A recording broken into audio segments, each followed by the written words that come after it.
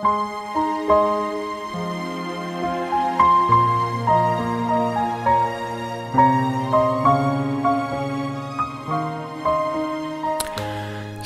Bapak Ibu, Saudara yang dikasihi Tuhan, haleluya. Kita bersyukur untuk pemeliharaan Tuhan yang selalu beserta kita hari demi hari. Kalau kita boleh ada sebagaimana kita ada hari ini, boleh melakukan berbagai macam aktivitas, kita tahu itu semua karena kasih dan kemurahan Tuhan.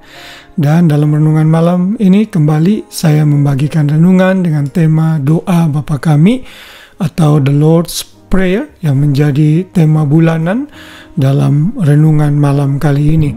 Kita bisa menggali kekayaan rohani di dalam pola doa yang Tuhan Yesus ajarkan. Kita sudah belajar beberapa hal dari paragraf yang pertama atau baris pertama dalam doa Bapa Kami ini. Dan hari ini kita akan masih belajar mengenai konsep doa kepada Bapa. Saya beri judul tempat kediaman Bapa.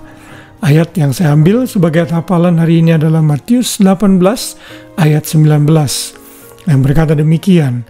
Dan lagi aku berkata kepadamu, jika dua orang daripadamu di dunia ini sepakat meminta apapun juga, permintaan itu akan dikabulkan oleh Bapa-Ku yang di sorga. Ayat ini menekankan bahwa lokasi tempat kediaman Bapa adalah di sorga. Ini satu konsep yang sebagai orang Kristen harus mengerti bahwa memang Tuhan itu, Bapa itu Maha Hadir, Dia bisa ada di mana-mana, namun tempat kediaman Bapa kita yang permanen dan sesungguhnya adalah di sorga. Di mana itu di sorga? Tentunya kita tahu sorga itu ada di atas. Karena Tuhan Yesus juga naik ke sorga yang menuju ke atas. Di mana itu di atas? Kita tidak tahu karena ini dimensi spiritual yang belum diungkapkan kepada manusia saat ini. Tapi nanti begitu kita meninggal dalam sekejap mata, kita langsung akan pindah ke tempat ini, yaitu tempat kediaman Bapa, yaitu di sorga. Karena kita tahu Bapa itu berdiam dari surga dan di surga, maka Dia menjawab doanya pun dari surga. Dengan manajemen waktu surga, dengan manajemen kedaulatan surga yang Tuhan sudah miliki. Kalau kita kembali membaca dalam Matius pasal 6 ayat ke-9, di sana dikatakan, karena itu berdoalah demikian, Bapa kami yang di surga, dikuduskanlah namamu. Jadi sekali lagi Bapa kita itu berdiam di sorga, tempat di mana tidak ada dosa, tidak ada kelemahan, tidak ada sakit penyakit, tidak ada penderitaan. Dari sanalah Tuhan mendengar doa kita. Dan ini menjadi jaminan bagi kita karena kalau Bapa di sorga itu mendengar jawaban doa kita, maka Dia akan mengabulkan seturut dengan kekayaan surgawi tentunya. Dan kekayaan surgawi itu sangat melimpah, jauh daripada kekurangan yang ada di bumi ini.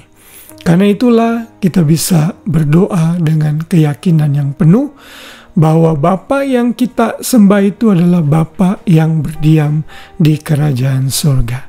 Kerajaan surga itu sekarang ada di hati kita juga.